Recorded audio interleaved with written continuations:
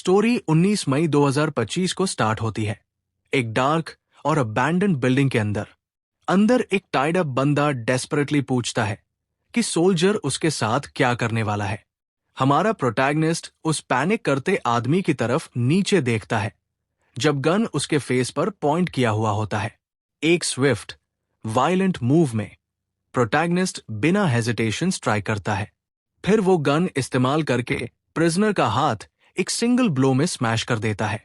Hostage अगोनी में चिल्लाता है अपने क्रश्ड हैंड पर, लेकिन प्रोटैगनिस्ट सिर्फ उसे कॉन्टेम्प्ट और इरिटेशन के साथ देखता रहता है। प्रोटैगनिस्ट का नाम है जैंग चन और वो हॉस्टेज को पैथेटिक लूजर बुलाता है। जैंग उसे थ्रेटन करता है, कहता है कि वो इवेंचुअली बात करेगा तो अभी कॉन्फेस कर ले, लेकिन उसका कोलीग उसे कट कर देता है। पार्टनर कैप्टन को बोलता है कि पीछे हट जाओ क्योंकि इस लेवल की इंटेरोगेशन रूल्स के अगेंस्ट है। फ्यूरियस होकर जैंग चन चिल्लाता है कि उसे रूल्स की बिल्कुल परवाह नहीं है और पूछता है कि क्या उसके ब्रदर्स बेकार में मरे थे। वो डिक्लेयर करता है कि जिस स्कमबैग को वो ढूंढ रहे हैं वो इसी बिल्डिंग में है और आज ही उसे खत्म करेगा। फिर प्रोटैगनिस्ट हॉस्टेज को बालों से पकड़ता है और पासवर्ड डिमांड करता है टॉप फ्लोर के लिए एक क्विक एग्जिट के बदले। प्रिजनर सिर्फ चुपचाप रो लेता है, एक शब्द नहीं बोलता पासवर्ड के बारे में। कुछ देर बाद प्रोटैगनिस्ट और सोल्जर एक मैसिव डोर पर पहुंचते हैं अपर फ्लोर पर।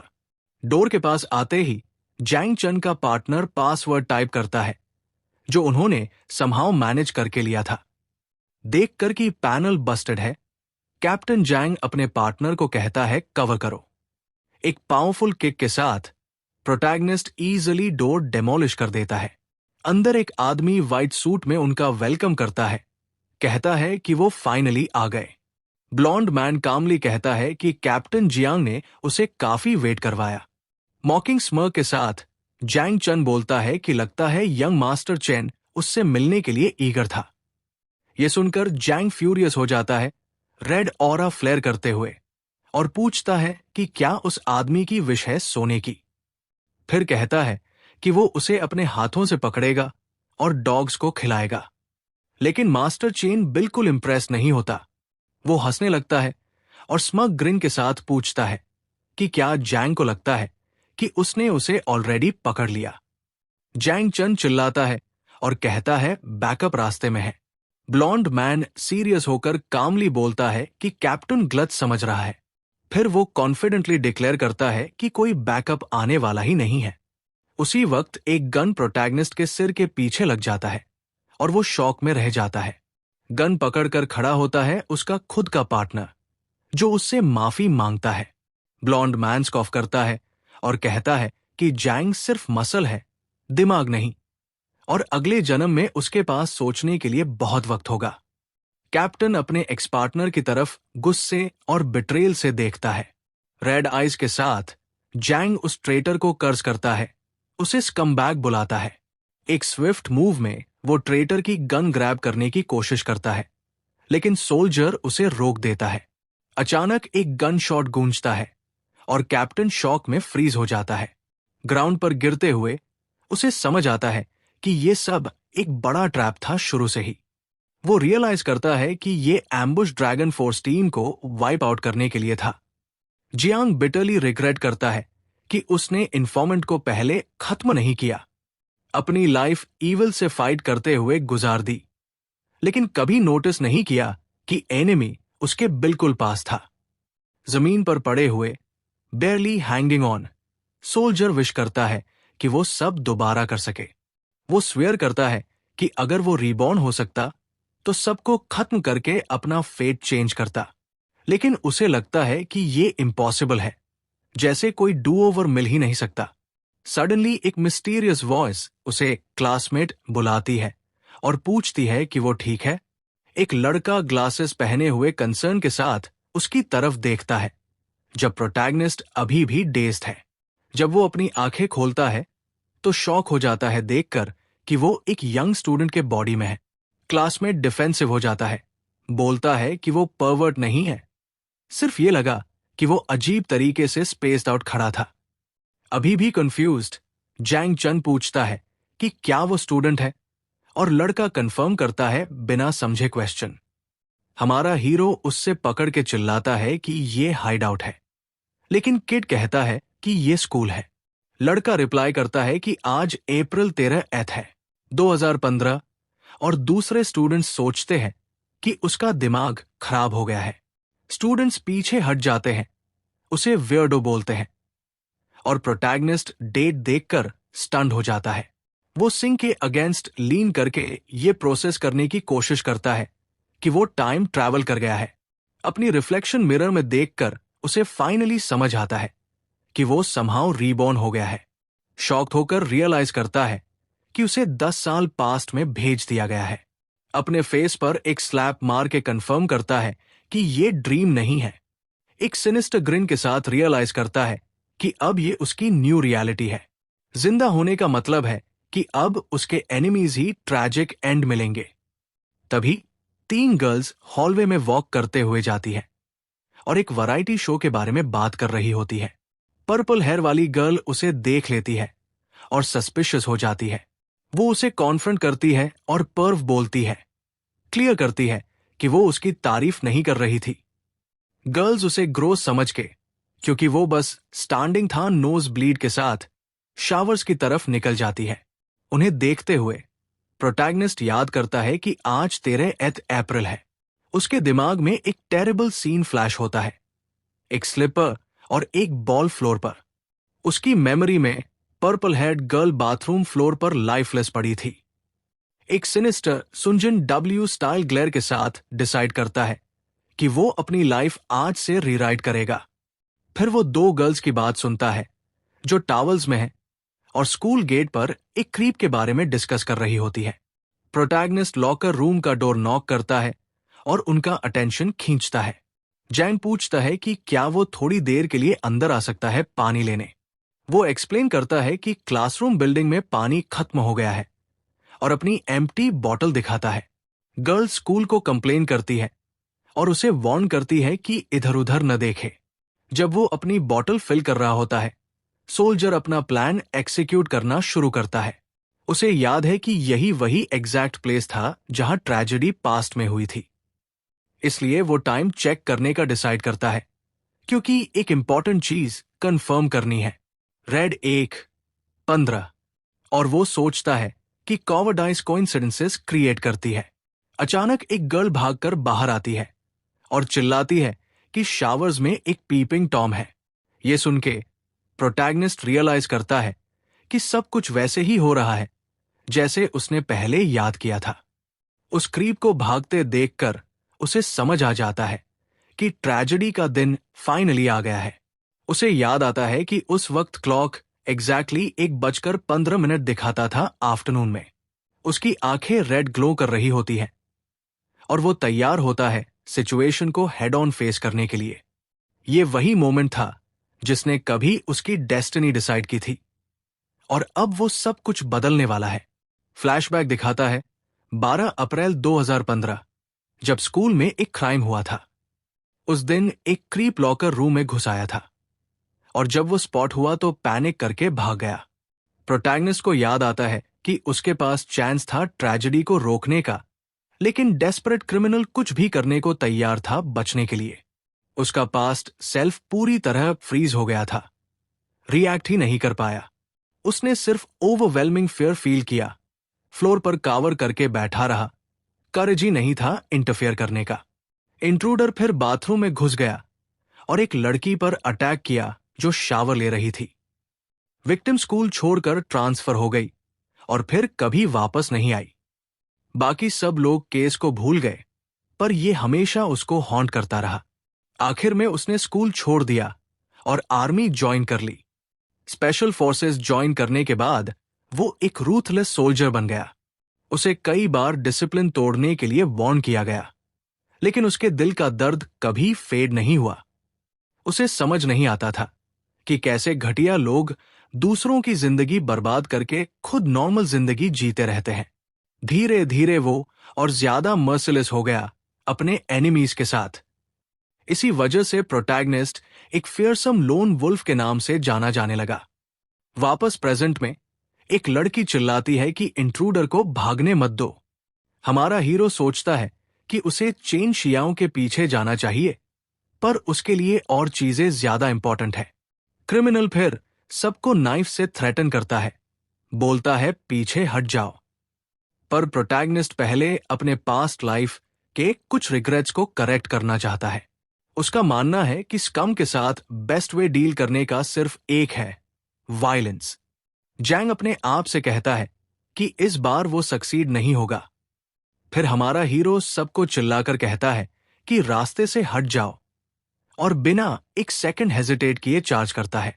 वो अपनी वाटर बॉटल थक पर फेंकता है, बॉटल टूट जाती है और पानी हर तरफ स्प्लैश हो जाता है। इंट्रूडर हर्ट हो जाता है और चिल्लाता है कि कौन रिस्पॉन्सिबल है, पर उसके रिएक्ट करने से पहले ही थक कंप्लीटली कंफ्यूज्ड हो जाता है कि अभी हुआ क्या। उसकी आंखों में रिफ्लेक्शन दिख रहा होता है अप्रोचिंग प्रोटैगनिस्ट का, और रिएक्ट करने से पहले ही हमारा हीरो हवा में लीप करता है एक पावरफुल अटैक के लिए। एक डेवस्टेटिंग किक के साथ वो थग के हेड पर मर्सिलेसली निशाना बनाता है। इंपैक्ट इतना स्ट्रांग होता है कि आदमी वायलेंटली वॉल से टकरा जाता है। ग्राउंड पर गिरने के बाद भी क्रिमिनल दर्द से कराह रहा होता है, लेकिन अभी भी नाइफ टाइट पकड़ रखा है। जैंग को शॉक लगता है कि इतना पावरफुल हिट खाने के बाद भी वो अभी कॉन्शियस है। फिर वो अपना टाई लूजन करता है और सोचता है कि उसका करंट बॉडी और ज्यादा ट्रेनिंग डिमांड करती है। क्रिमिनल उठकर गालियां देता है और रेज में नाइफ उठाकर चिल्लाता है कि वो अब हीरो का काम तमाम कर देगा, लेकिन प्रोटैगनिस्ट इजीली उसके ब्लो को डॉज कर लेता है। अटैकर पूरी तरह स्टन रह जाता है। हीरो तुरंत उसका रिस्ट पकड़ लेता है, ब्लेड को रोक देता है, फिर एक प्रेसाइज किक से उसका आर्म तोड़ देता है। नाइफ गिर जाता है, लेकिन यहीं पर वो रुकता नहीं और फास्ट और ब्रूटल ब्लोज की एक सीरीज अनलीश कर देता है। इंट्रूडर का फेस पूरा ब्रूस्ड हो जाता है और उसके सामने अपनी लाइफ फ्लैश होने लगती है। आखिर में क्रिमिनल फ्लोर पर गिरता है, कंप्लीटली नॉकड आउट हो जाता है। प्रोटैगनिस्ट उस थग को ग्राउंड पर ग्रोन करते हुए देखता है। कोल्ड स्टेयर के साथ वो जीरो कंपैशन दिखाता है। प्योर फ्यूरी के साथ उसकी आंखों में वो चिल्लाता है, यू स्कमबैग, और फिर एक और अटैक के लिए प्रिपेयर करता है। बिना हेजिटेशन के वो डाउन्ड इंट्रूडर को रिलेंटलेसली पंच करना शुरू कर देता है। एक के बाद एक ब्रूटल ब्लोज उसके फेस पर गिरते हैं, बिना उसे डिफेंड करने का चांस दिए। जैम फिर उसके बालों को पकड़ के खींचता है, डिस्गस्ट और कॉन्टेम्प्ट के एक्सप्रेशन के साथ कहता है कि चाहे कितना भी टाइम क्यों न गुजर जाए। इस चेहरे को देखकर अभी भी उसे घिन आती है। तभी एक फीमेल वॉइस उसे बुलाती है, क्लासमेट, और उसका रेज ब्रेक हो जाता है। प्रोटैगनिस्ट धीरे से उस लड़की की तरफ टर्न करता है। पर्पल हेयर वाली यंग वुमन उसे वार्न करती है कि अगर वो उसे मारते रहा तो वो फॉरएवर बॉक्स कब्रिस्तान में भेज देगा। हीरो उसे देखकर फाइनली याद कर लेता है कि वो कौन है और चुप हो जाता है। हीरो बनकर भी एक्ट करने के बाद लड़की कहती है कि उसे ऐसे घूरना बंद करो। ब्लशिंग फेस के साथ वो बोलती है कि पूरी सिचुएशन थोड़ी एम्बैरेसिंग है। प्रोटैगनिस्ट कुछ देर उसे ऑब्जर्व करता है, प्रोसेस करता है जो अभी अभी हुआ। तभी कॉप्स आ जाते हैं, सायरन्स ब्लेयरिंग। प्रिजनर टॉयलेट मांगता है, लेकिन एक कॉप उसे शटअप कर देता है। फिर एक ओल्डर ऑफिसर आगे आता है और हीरो की टेक डाउन टेक्निक की तारीफ करता है। फिर पूछता है कि क्या उसने कभी स्पेशल ट्रेनिंग ली है। एमसी रिप्लाई करता है कि उसने सब कुछ सिर्फ टीवी पर फ्लैशी मूव्स देखकर सीखा है। कॉप स्केप्टिकल होता है और कहता है, नॉट इवन बीट कॉप्स इतना सिर्फ टीवी से नहीं सीख सकते। टेस्ट करने के लिए ऑफिसर क्विक हैंड मूवमेंट करता है ताकि उसे ऑफ गार्ड पकड़ सके, और कहता है, टीवी ने यह भी सिखाया है क्या? लेकिन एमसी तुरंत रिएक्ट करता है, अटैक स्टॉप कर देता है सिर्फ एक ग्लेयर से। उस वक्त उसकी आंखें इंटेंसली रेड ग्लो करती है और वो ऑफिसर को बोलता है कि एक सिविलियन को चोक करना प्रॉपर प्रोसीजर नहीं है। कॉप एमसी की किलर ऑरा देखकर शॉक में आ जाता है और सोचता है कि ये लड़का आखिर है कौन। तभी एक औरत ऑफिसर का हाथ पकड़कर रोक देती है। ये वही पर्पल हेड लड़की होती है जो पहले उसके लिए स्टैंड लेती है और कहती है कि वो उसके बिहाफ में टेस्टिफाई कर सकती है। लेकिन वो एमसी की तरफ देखकर बोलती है कि उसे थक को इतना बैडली रफ अप करने की जरूरत नहीं थी। हीरो स्पीचलेस रह जाता है, बस सब प्रोसेस करता है। कुछ घंटों बाद रात को हीरो अपनी ओल्ड अपार्टमेंट बिल्डिंग के पास पहुंचता है। वो स्टेयर्स चढ़कर अपने घर का डोर कामली खोलता है। अंदर उसकी मां होती है जो पीछे से खड़ी होती है। हीरो कहता है, मॉम, मेन आ गया। वो गुस्से से टर्न करके कहती है कि वो लेट क्यों आया। लेक्चर देते हुए कहती है कि वो दिन ब दिन और बिगड़ रहा है और बोलती है कि जाकर अपने हाथ धो ले। हीरो की आंखें आंसुओं से भर जाती है और वो इमोशनल टोन में उसे बुलाता है। फिर बिना सोचे समझे उसे पीछे से हग कर लेता है। मां शॉक हो जाती है। वो पूछती है कि क्या रास्ते में किसी ने उसे तंग किया। फिर मां एक बड़ा डिनर बनाती है। टेबल पर बैठे हुए मां कहती है कि उसका बेटा अजीब लग रहा है। पूछती है क्या वो ठीक है। वो सोचती है शायद स्कूल का प्रेशर है, पर एमसी कहता है सब ठीक है। हीरो प्रॉमिस करता है कि वो अब से उसकी बात सुनेगा, पर मां कहती है नॉनसेंस बंद करो। स्माइल करते हुए कहती है कि बस स्कूल खत्म करो और एक अच्छी जॉब ले लो। हीरो सोचता है कि ये वही तरह से मां उसे लेक्चर देती थी जब वो जिंदा थी। विंडो से चांद देखकर हीरो एक लंबी थॉटफुल सा लेता है। बेड पर लेटे हुए वो उन दिनों को मिस करता है जब उसे टेंशन लेने की जरूरत नहीं थी। वो रिफ्लेक्ट करता है कि ऑर्डिनरी लोगों के लिए सिंपल हैप्पीनेस ही सब कुछ डिमांड करती है, लेकिन इविल लोग के लिए उस हैप्पीनेस को डिस्ट्रॉय करना बहुत आसान होता है। अपना फिस्ट क्लेंच करके वो डिसाइड करता है कि इस सेकंड चांस के साथ वो दुनिया बदलेगा। फैमिली फोटो को देखकर वो स्वेयर करता है कि अब वो कोई रिग्रेट पीछे नहीं छोड़ेगा। नेक्स्ट मॉर्निंग एमसी स्कूल जाता है जैसे एक नॉर्मल दिन हो। एंट्रांस पर एक ओल्ड मैन उसे ग्रीट करता है, लिटिल रास्कल। रास्ते में कुछ लड़कियां कमेंट करती है कि वो हैंडसम लग रहा है। एक टीचर भी आता है और कहता है प्रिंसिपल उसे अवार्ड देने वाला है। यंग मैन सरप्राइज हो जाता है कि एक इंसान को बचाने की वजह से इतना बड़ा कमोशन हो गया। वो सोचता है कि क्या क्लासरूम का वाइब भी ऐसा ही होगा। जैसे ही वो रूम में एंटर करता है, सब उसकी तरफ पॉइंट करके डोर किकिंग इंसिडेंट की बातें कर रहे होते हैं। तभी उसका एक दोस्त उसके पास आता है और कहता है हिज मूव्स कल इनसेन थे। हमारा हीरो फिर उसे सिखाने की ऑफर देता है और लड़का एक्साइटेडली उसे मास्टर बुलाता है। सब एक्साइटमेंट के बीच एक ब्लॉन्ड किड अपना पेन डेस्क पर टैप करता है। अननॉय होकर कंप्लेन करता है कि वो बस एक छोटी सी फाइट थी और समझ नहीं आता कि हमारा हीरो इतना बड़ा सिर क्यों बन रहा है। गुस्से में वो बंदा एमसी की डेस्क पर हाथ पटकता है उसका अटेंशन लेने के लिए। हमारा हीरो फिर उसकी तरफ देखकर पूछता है कि क्लास रिप्रेजेंटेटिव उससे क्या चाहते हैं। यांग कहता है कि वो ही अकेला था जिसने इंग्लिश होमवर्क सबमिट नहीं किया। सार्कास्टिकली एमसी अपना होमवर्क निकालता है और कहता है कि शायद इससे वो स्पेशल बन जाता है। फिर वो असाइनमेंट यांग को ऑफर करता है, उसे आयरॉनिकली मास्टर बुलाता है, लेकिन एक क्विक मूव में क्लास रेप एमसी का होमवर्क टुकड़े टुकड़े करके चीर देता है। विक्टोरियस स्मर्क के साथ यांग कहता है कि अब वो असाइनमेंट काउंट ही नहीं करता। फिर वो हमारे हीरो को ऑर्डर देता है कि अभी के अभी इंग्लिश होमवर्क लाउड पढ़कर सुनाए। पेपर के टुकड़े डेस्क पर स्कैटर्ड होते हैं और सब उसे देखते हैं। हमारा हीरो का दोस्त इरिटेट होकर पूछता है कि यांग ने उसका होमवर्क क्यों फाड़ दिया। तभी एक बड़ा ब्रूजर आता है और कहता है कि उसे 10 बार दोबारा लिखना चाहिए। बॉल्ड फ्रेंड बैक डाउन नहीं करता और पूछता है क्या वो फाइट ढूंढ रहे हैं। बड़ा गाय उसे शटअप करने को कहता है, उसे मन की बुलाता है और डरा देता है। हमारा हीरो फिर खड़ा हो जाता है और कहता है कि वो दोबारा असाइनमेंट लिखेगा ताकि दोस्त काम हो जाए।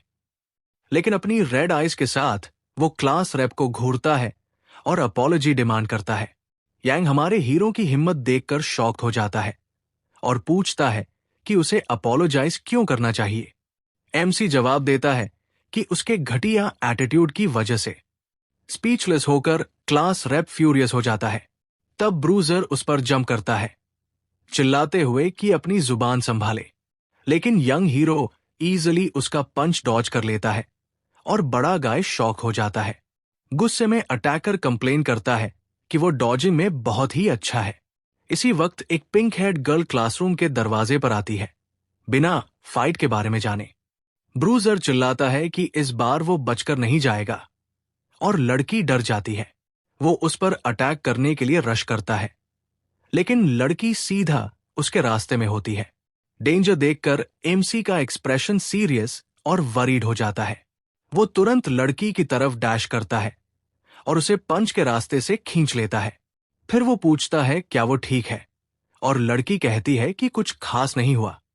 लड़की कहती है कि बस एक स्क्रैच है, लेकिन क्लियरली शेकन होती है। अपनी रेड आइज के साथ हमारा हीरो अटैकर्स को घूरता है और कहता है कि अब वो बहुत दूर चले गए हैं। वो फिर ब्रूजर की बैक पर जंप करता है और उसे आर्म लॉक में पकड़ लेता है। एक स्विफ्ट मूव के साथ एमसी बुली का आर्म थोड़ा सा ट्विस्ट कर देता है। बड़ा गाय पेन में चिल्लाता है अपना हाथ पकड़कर, और हमारा हीरो उसे कोल्डली घूरता है। ये देखकर क्लास रेप एक चेयर उठाता है और गुस्से में एमसी पर चार्ज करता है, लेकिन एमसी उतनी ही जल्दी रिएक्ट करता है। यांग रिएक्ट करने का चांस भी नहीं पाता और एमसी उसका गला पकड़ लेता है।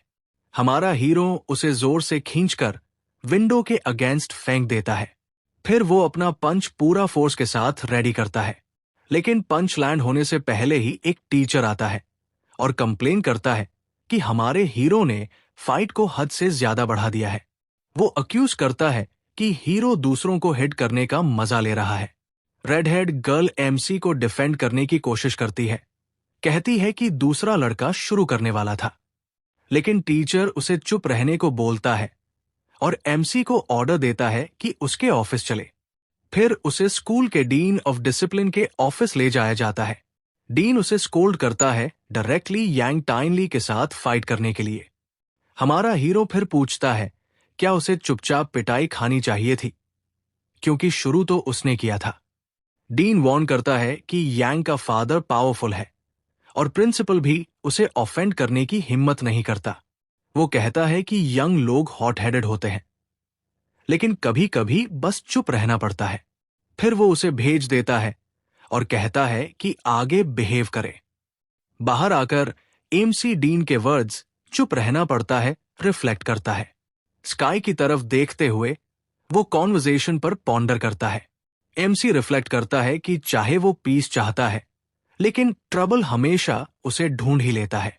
क्लासरूम में वापस आने पर उसके फ्रेंड्स एक्साइटेडली उसका वेलकम करते हैं। वो उसे हीरो बुलाते हैं और कहते हैं कि बुलीज के साथ उसने जो किया वो ऑसम था। उस वक्त रेड हेड गर्ल एक ड्रिंक लेकर आती है। वो उसका शुक्रिया अदा करती है हेल्प करने के लिए और कहती है कि वो खुश है कि वो सेफ है। डोर के पास छुपकर द ब्रूजर प्योर रेज के साथ देखता है। वो गुस्से में वॉल पर पंच मार देता है। फ्यूरियस की एमसी ने फिर से स्पॉटलाइट छीन ली। बड़ा गाय फिर सजेस्ट करता है कि वो 10 लोग इकट्ठा करके स्कूल के बाद हमारे हीरो को जंप करें, लेकिन क्लास रेप कहता है कि उसकी जरूरत नहीं है। एडमिट करता है कि वो पहले थोड़ा ज्यादा इंपल्सिव हो गया था। वो क्लेम करता है कि सिर्फ इंफीरियर बीइंग्स ब्रूट फोर्स को एडमायर करते हैं, जिससे उसका दोस्त कंफ्यूज हो जाता है। ब्लॉन्ड किड समझाता है कि दुनिया रूल्स से चलती है और जो इन्हें यूज करना जानते हैं वही रूल करते हैं। स्माइल के साथ वो कहता है कि वही लोग सब चीज के रूलर्स बनते हैं। उस वक्त ब्लॉन्ड किड अपना फोन निकालता है और एक आदमी को कॉल करता है जिसका नाम है अंकल एक्सायो। सुपीरियर एटीट्यूड के साथ वो कहता है कि उससे एक क्वेश्चन पूछना है। फिर वो पूछता है कि किसी को जूवी भेजने का बेस्ट तरीका क्या है। क्लासरूम में वापस हमारा लड़का देखता है कि उसका क्लासमेट उसके फाइटिंग मूव्स इमिटेट करने की कोशिश कर रहा है। वो एक बैटल क्राई छोड़ देता है और बीच रूम में अपने मूव्स प्रैक्टिस करता है। फिर वो अपने मास्टर से पूछता है कि उसके किक के बारे में क्या सोचता है। लेकिन एमसी वार्न करता है कि ज्यादा ओवरडू मत करे। तभी एक और स्टूडेंट किसी को बुलाता है और उनका अटेंशन खींचता है। एमसी और उसका दोस्त क्लासरूम के डोर की तरफ देखते हैं। Surprised by the unexpected visitor, वो पर्पल हेड गर्ल आती है जिसे उसने सेव किया था और पूछती है कि क्या जंग शान इस क्लास में है। सब उसकी ब्यूटी देखकर स्टन हो जाते हैं। सोचने लगते हैं कि नए लड़के को स्कूल की नॉकआउट से चांस कैसे मिल गया। हमारे हीरो का दोस्त फिर उसे नच करता है और कहता है कि चल, ऑब्वियसली वो उसके लिए ही आई है। हॉलवे में लड़की बात उठाती है जो हुआ था और पूछती है कि क्या वो आज रात फ्री है। फिर वो उसे एक बिजनेस कार्ड देती है और एक्सप्लेन करती है कि उसके फादर पर्सनली उसका शुक्रिया अदा करना चाहते हैं। कार्ड पर लिखा होता है लिन जनबंग ईस्टर्न थिएटर कमांड, एक स्पेसिफिक मिलिट्री यूनिट। नाम पढ़ते ही हमारा प्रोटैगनिस्ट कंप्लीटली शॉक हो जाता है क्योंकि वो उस आदमी को तुरंत पहचान लेता है। अपनी मेमोरीज में उसे याद आता है कि वो सबसे यंग पर्सन था जो कभी मेजर जनरल बना था। प्रेजेंट में वापस आकर वो कार्ड ले लेता है और कहता है कि ट्रैश को निकालना तो बस उसका ड्यूटी था। फाइनली वो कहता है कि कमांडर को बोल देना कि इसमें वरी करने की जरूरत नहीं है। क्लास 15 में वापस आते ही हमारा हीरो रूम में एंटर करता है और सीधा अपनी सीट की तरफ चला जाता है। तब उसका दोस्त पूछता है कि लीशी क्या चाहती थी एंड ही जोक करता है कि उसका डैड चाहता है कि वो दोनों शादी कर ले।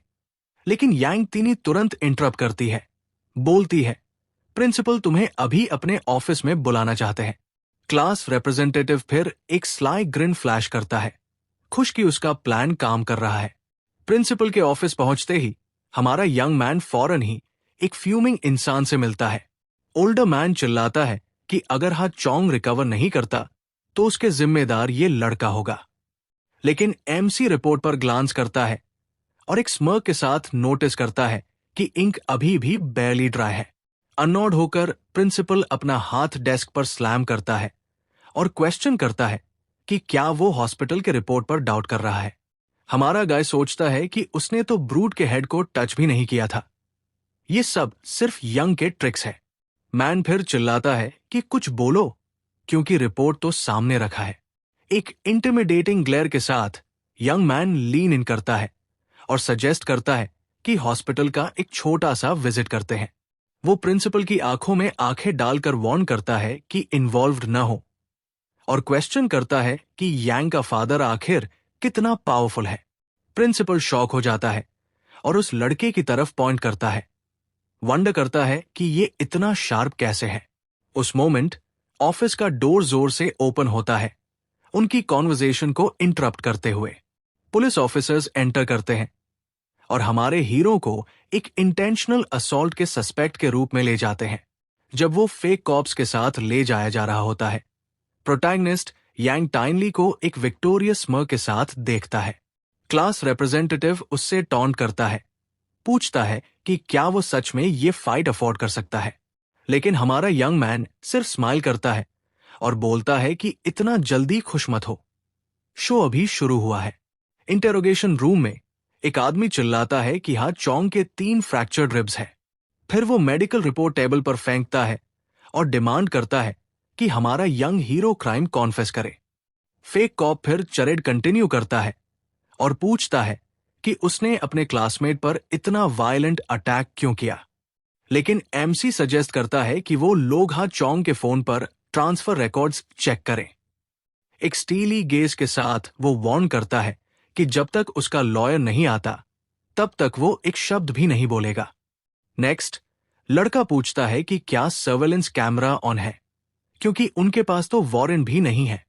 फिर वो उनकी प्रोसीजरल एरर्स पॉइंट आउट करता है और उनके इंटेरोगेशन मेथड्स को एमेट्योरिश बुलाता है। द मेन स्टन हो जाते हैं, सोचते हैं कि ये किड इतना पुलिस प्रोसीजर्स के बारे में कैसे जानता है। तब हमारा यंग मैन डिमांड करता है कि उनका सुपीरियर बुलाया जाए, कोई ऐसा जो रूल्स जानता हो। उसी वक्त पुलिस चीफ डोंगली रूम में एंटर करता है और फेक कॉप्स उसे ग्रीट करते हैं। चीफ यंग मैन को कहता है कि रूल्स हर किसी पर अप्लाई नहीं होते। फिर वो एक कॉन्फेशन उसकी तरफ स्लाइड करता है और कहता है कि साइन कर दे, क्योंकि उसने गलत आदमी से पंगा ले लिया है। पुलिस चीफ ऑफर करता है कि वो उसकी सेंटेंस 3 साल कम कर देगा, लेकिन यंग मैन साइलेंट रहता है। स्मर के साथ वो कहता है कि लगता है वो यांग टियान के फादर को खुश करने की बड़ी कोशिश कर रहा है। फिर गैस करता है कि ये बंदा बस एक डेप्यूटी चीफ है जो डेस्परेटली कॉर्पोरेट लैडर चढ़ने की कोशिश कर रहा है। एमसी वार्न करता है कि जो लोग गंदे तरीके से ऊपर चढ़ते हैं वो हमेशा हार्ड फॉल के लिए डेस्टिन होते हैं। फ्यूरियस होकर मैन चिल्लाता है कि अपना मुंह तुरंत बंद करे। फिर वो उसका कॉलर पकड़ लेता है और थ्रेटन करता है कि अभी एक्शन लेगा। लेकिन एक गून अंदर आता है और अनाउंस करता है कि चीफ के पास कमांड हेडक्वार्टर्स का कॉल आया है। ये सुनते ही मैन पेल पड़ जाता है और एमसी को छोड़ देता है, shocked by the unexpected call. हमारा हीरो फिर कहता है कि जाओ, कॉल आंसर करो, मैं वेट कर सकता हूं। डेप्यूटी चीफ सोचता है कि कमांड अभी क्यों कॉल कर रहा है और उसे शक होता है कि इसका कनेक्शन लड़के से है। जैसे ही वो फोन लेने जाता है, एमसी टॉन्ट करता है कि क्या तुम्हें कॉल आंसर नहीं करना। फोन के दूसरे एंड पर एक वॉइस ऑर्डर देती है कि लड़के को तुरंत रिलीज करो। ये एक ऑर्डर है। करप्ट कॉप आर्ग्यू करने की कोशिश करता है प्रोसीजर्स के बारे में, लेकिन क्लियरली टेरिफाइड होता है। उस वक्त डोर किक हो जाता है और 2 सोल्जर्स इंटेरोगेशन रूम में स्टॉर्म करते हैं। ऑफिसर आइजनशैन अंदर आता है, ब्यूरोक्रेट्स पर कंप्लेन करता है और अपना इंट्रोडक्शन देता है एज लिन का सबऑर्डिनेट। फ्राइटन डेप्यूटी चीफ कहता है कि ऐसे अंदर घुसना प्रोसीजर के खिलाफ है। ऑफिसर अननॉड होकर कहता है कि ये बंदा बस प्रोसीजर की ही बात करता रहता है। फिर वो डायरेक्टली एक गन करप्ट कॉप के फेस पर पॉइंट करता है और कहता है कि इशू यही इंटेरोगेशन रूम के अंदर सॉल्व होगा। डेप्यूटी चीफ सिचुएशन स्मूथ करने की कोशिश करता है, कहता है कि एमसी ठीक है और कुछ हुआ नहीं।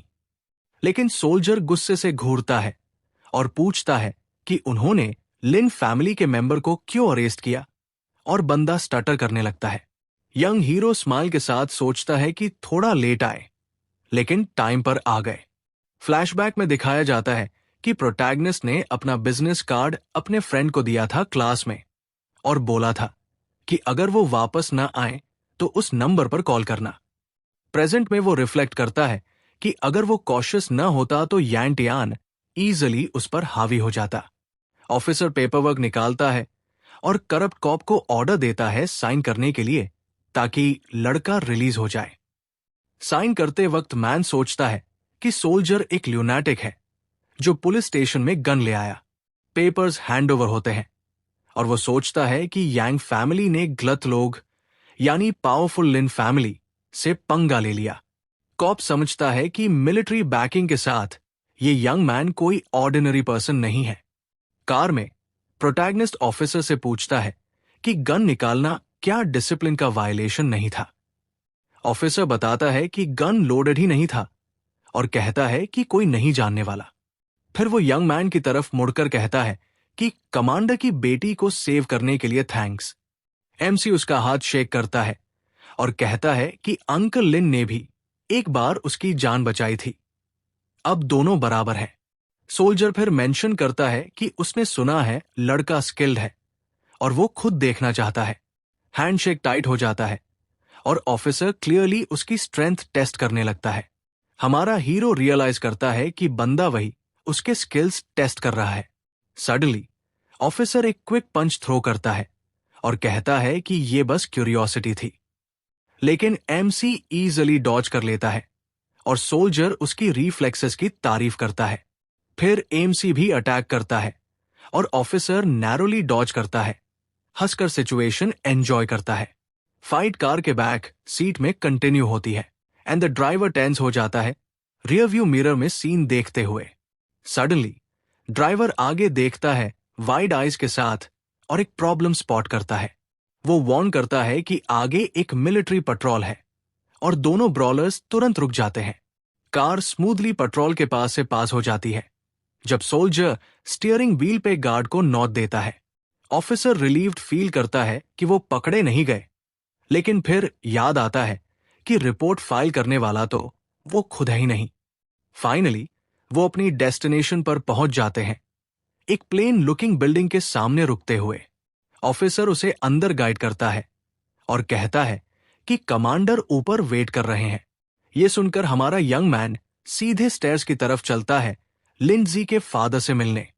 बाहर ऑफिसर अपने शोल्डर के पेन और एमसी के इनसेन कॉम्बैट स्किल्स के बारे में कंप्लेन करता है, लेकिन प्रोटैगनिस्ट कामली स्टेप्स चढ़ते हुए अपने रास्ते पर आगे बढ़ता है। रूम में एंटर करते ही वो देखता है कि ल्यंशी का फादर अपनी बैक टर्न करके खड़ा है। वो उसे ग्रीट करता है, उसे अंकल लिन बुलाता है। मैन टर्न होता है और इंट्रोड्यूस करता है, कहता है कि फाइनली उसे पर्सनली मिलने का मौका मिला। कमांडर फिर एक कप चाय ऑफर करता है ग्रैटिट्यूड के साइन के रूप में। टेबल पर बैठकर एमसी थैंक्स करता है, लेकिन सोल्जर कहता है कि एक्चुअली उसे ही थैंक करना चाहिए। सीरियस एक्सप्रेशन के साथ कमांडर कहता है कि अगर वो न होता तो उसकी ओनली डॉटर खो जाती। हमारा यंग मैन स्माइल करता है और रिप्लाई देता है कि जस्टिस अपहोल्ड करना हर सिटीजन का ड्यूटी होता है। कमांडर उसके करेज से इंप्रेस हो जाता है और उसके नोबल एटीट्यूड की तारीफ करता है। फिर वो एक फोल्डर टेबल पर रखता है जिसमें टॉप सीक्रेट लिखा होता है और एमसी से कहता है कि इसे देख ले। जब एमसी डॉक्यूमेंट रीड करता है, सोल्जर रिमार्क करता है कि डेप्यूटी चीफ यांग काफी बोल्ड होते जा रहे हैं। फोल्डर के अंदर यांग और उसके फादर की पिक्चर्स होती है। मैन ट्रीज के प्रूनिंग के बारे में बात करता है और कंक्लूड करता है कि एक ट्री को रेगुलर प्रून करना पड़ता है, इनडायरेक्टली यांग्स के खिलाफ एक्शन सजेस्ट करते हुए। कमांडर कहता है कि यंग मैन के साथ गलत हुआ, लेकिन यांग डुओ अब ज्यादा दिन तक बचने वाले नहीं। एमसी तुरंत एक बहुत इंपॉर्टेंट चीज अपनी पास्ट लाइफ से रिकॉल करता है। उसे याद आता है कि उसके प्रीवियस लाइफ में इसी वक्त के आसपास यांग टाइनली के फादर अरेस्ट हुए थे। तब 6 मिलियन का ब्राइब मनी डिसअपियर हो गया था, जो सिर्फ 2024 में रिकवर हुआ। प्रेजेंट में सोल्जर पूछता है कि वो अभी किस बारे में सोच रहा है। हमारा हीरो कनिंग स्माइल करता है, रिवेंज का प्लान ऑलरेडी फॉर्म करते हुए। फिर वो पूछता है, अगर डेप्यूटी चीफ यांग के घर में सडनली रॉबरी हो जाए तो वो रिएक्ट कैसे करेगा। नेक्स्ट पार्ट चाहिए तो कमेंट करो।